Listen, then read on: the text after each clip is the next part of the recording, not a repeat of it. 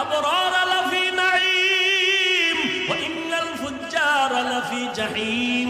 নেক আমলওয়ালারা জান্নাতের পথিক, যারা গুনাহগার তারা জাহান্নামের পথিক।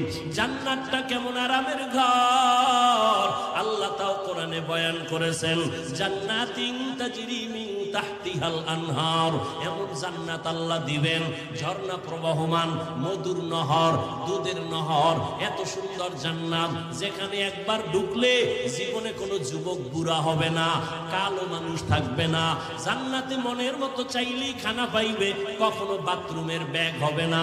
জান্নাতে কোনো বাথরুম নাই।